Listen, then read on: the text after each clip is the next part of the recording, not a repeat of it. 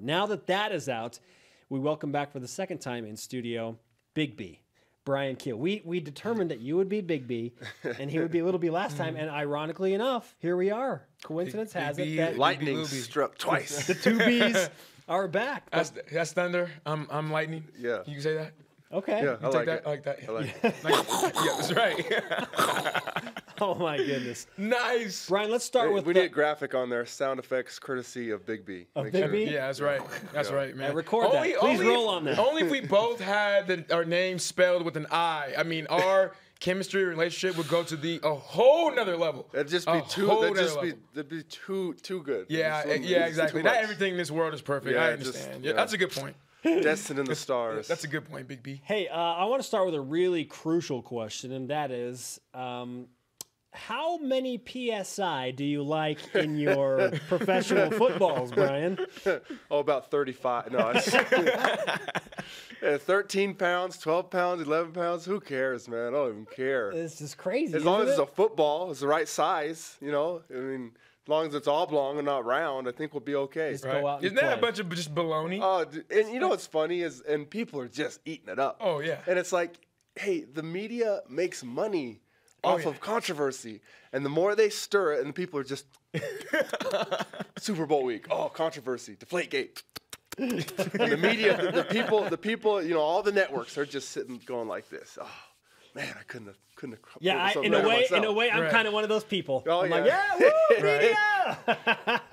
Yeah, man, right there. Hey, you know what? I can't hide. You know, someone said something that was just so fun because I've been asked about this so much, and I've actually been surprised how many people have asked me about it.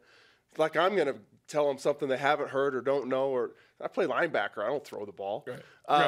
But I always say, I said, hey, you know what? In the second half, they fixed the balls, and the Patriots scored 28 points. So it's not like they can't score unless they have their ball deflated. Right. They're pretty good regardless of what their football's PSI is at. That's my point. Breaking news: they have adjusted the score from 45-7 to 44-7, and the Patriots still go to the Super Bowl. Yeah. And there will be 12.5 PSI footballs, I believe, in Arizona. Yeah, they'll make sure of that. Yeah. Okay, who do you think will win? I don't know who will win, but who do you want to win? If the Seahawks win, I will cry. I'm with you, man. I hate them. I'm with you. I hate them. I hate him too. I hate him. And Richard Sherman is public enemy number 1. I can't stand the guy. I'm a Niners. I like Sherman, but I'm just a Niners fan. I respect him. I just don't like them. Okay. That's fair. There's a difference. That's See, fair. ladies and gentlemen, you can respect all of them. They're good. They are dang good. But they just like to tell you too much. Great answer. I can't stand it. That's a great answer, man. You want to know the one who bothers me the least? On the Seahawks? Yes. I was thinking about this morning. The Russell guy, Wilson. Nope, because he bothers me too. Okay. 'Cause he's so smug and. Because he cries? No, I'm fine with that. He just bugs me because he's so smug and politically correct and contrived in his answers. He's like, he just bugs me. Yeah. Okay? He bugs me. One of the one who bothers me the least, who I respect him, he's a monster, and he says nothing. Who? He says nothing. Marshawn? Yeah. Marshawn. Doesn't say a word. Marshawn, it's weird. It's weird. It's so weird coming from a guy that is from Oakland. You know what I mean? Where you have this kind of culture out there where everything is like overly animated. Yeah. And you go back and watch some of his interviews and even him at Kehl, and he's just doing anything, man. and my cousin Joe, he's friends with Marshawn, and he's told me some crazy stories. But I think that's what it is. He just like has no time for foolishness. Like, it's not the fact that, like, there's a reason why. He's just like, I literally don't want to talk to you. Why? Because I don't feel like it. Yep. And he does what he does. Right. I love it. Yeah, and the media hates it. His press conference. Thank you for asking that question. I love it. Thank you for asking that question. Yeah, I applaud when he sticks it to him. Okay, he's a beast. The NFL is obviously the pinnacle for, the majority of college football players. They have a dream. I mean, you lived it. You went to the NFL. We're there with the Giants and the Redskins and the Rams. Did I miss anybody? The Chiefs. The Chiefs. Okay. So Get it right, Spencer. I'm sorry. Okay, I'm doing my best. I got your back, Big B. I got your back. There's only 8 weeks, so I asked him to cut me. So okay. You lived the dream. You went through it, and from conversations I've had with Daniel Sorensen, and Kyle Van Noy. It's just like, man, you cannot prepare for what a rookie campaign is like, especially, you don't know. So if you had to give advice to any of these draftee hopefuls that want to make a roster, what would it be? That's a tough question.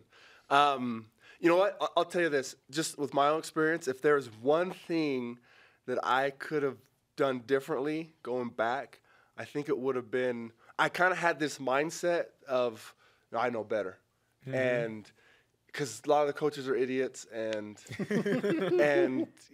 I just kind of, whatever. And I didn't really, especially when I was young, I didn't really kind of listen to what they were saying and thought that I would just be able to get by just with certain things like weaknesses in my game that didn't really affect my game, but it affected the way coaches looked at me, so it affected my playing time, and it's completely affected my career.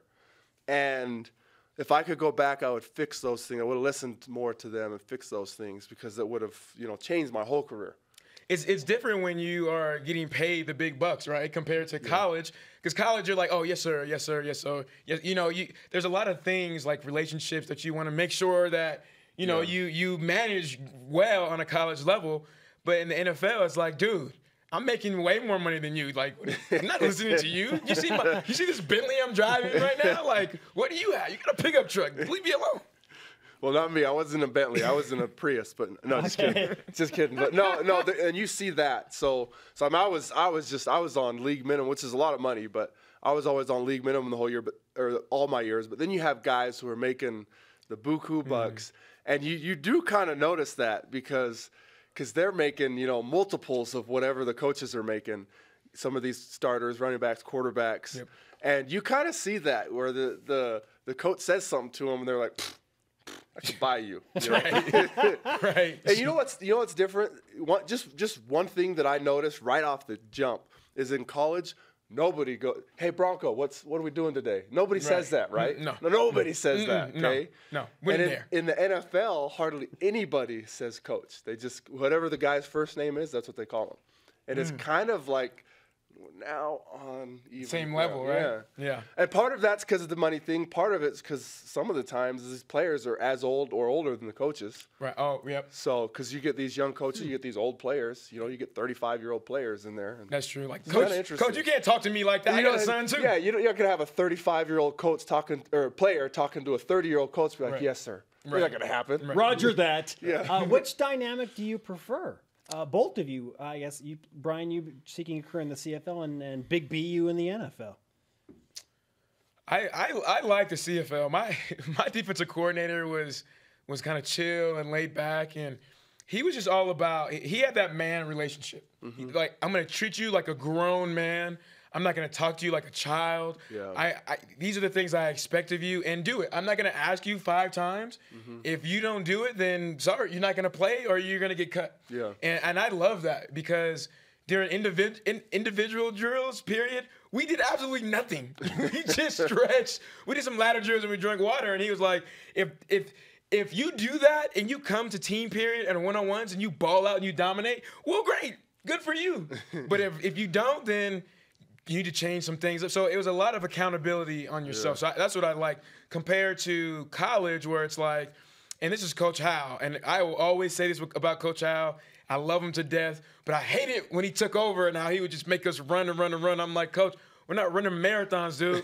Like, it's football. Like, I'm going to be going hard for like 10 seconds. Like, come on now. And so that compared to that style, I liked a lot.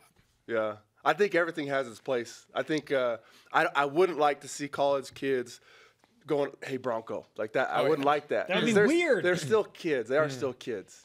At BYU, it's a little different because we're older here, but, sometimes. But I think it depends on the player, too, though. Because there are some times in my life where I needed that. I needed the Coach Howells. You know? And during that time, I needed Coach Howell to be how he was. And then there's other times where I needed to be a little bit more of, my experience in the CFL and playing arena football, where it's just like, go ahead and chill. So I think let out the leash a little bit. Yeah, because you're professionals now. So it's time to you're adults, you're professionals. It's time to be a man. And I tell you, guys really do not respond well to coaches that treat them like they're still kids. They do not like that. They do not like That's that. not a surprise, not Yeah. at all. Bryan Kehl with us on BYU Sports Nation. We're talking everything from I just got an email, by the way.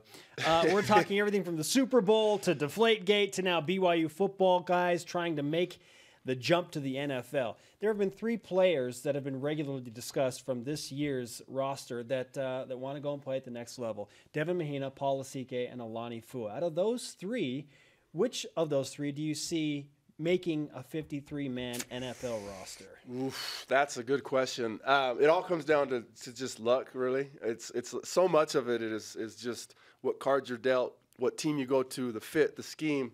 You know, I played with a lot of guys that I thought would play for years in the league and didn't even make it, and it still surprises me. Yeah. And it's just they went to bad teams, bad situations. But of those 3 guys, you know, the NFL, they're kind of funny. Sometimes they don't really go with the best player per se. They go with the best potential. And so there's a lot of guys. I'll take one like Johnny Harline, for instance. You know, fantastic tight end, never made it. And it still blows my mind. And I think part of it, too, is he got to the league just a little too early. I think if he was literally just the same guy but 3 years younger, he would have had a career in the league. But when he got there, it was still a running league, and they still wanted tight ends to be able to block, and he couldn't block to save his life. He could catch that rock, but he couldn't block. Totally different game now. Now I don't care. If you're tight end and you can run routes and catch, they don't care. They're like, okay, we don't really need you to block. We'll get this other guy and put him in when we want to run. Now, you know? Yeah, but back then, anyway. So what NFL does, they look for potential, and they don't like Johnny Harline was a fantastic football player, but he wasn't that big, strong, or fast. And they look at that, and that kind of turned him off, right? And if he would have gone to a better scheme, like New England, they don't really care about that type of stuff, big, strong, and fast. They care about football players. But a lot of the other teams, they want that big, strong, and fast. Back to your question. Of all those 3 guys, I think the best football player is Alani. Yep. But he's the big, strong, fast. He's fast, but he's not big and strong, and that's really going to hurt him. And so, what position is he going to play? That's the thing. He doesn't have a prayer to play safety. There's no way. And it's not that he's not fast enough. He's just never played it before. Yeah. You can't switch. You can't move back into the NFL. You can move forward. You could go from like a safety to a linebacker if you put on the size. You could go from like a linebacker to a lineman. But you can't move back. You can't move to more specialized. He's a great football player. I don't know, man. He needs some. He's some meat, man. Yeah, he does. And his dad is like George is like 300 pounds. Is he? You know, his brother plays for the Broncos, bouncing around the NFL. Yeah. He's like too, right? 200 pounds, 250, 300. So we always make fun. That's why I started the campaign to everybody on campus, #feed Alani, because we got to get his weight up, man.